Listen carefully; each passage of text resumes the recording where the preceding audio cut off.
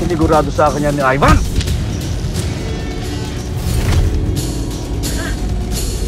Lolo. Okay, fine. Multo nga si Lolo. He is your mortal enemy. No wonder. Siya ang sumisira sa lahat ng operasyon natin. This is not just a coincidence, Julio. Kumaganti siya sa'yo.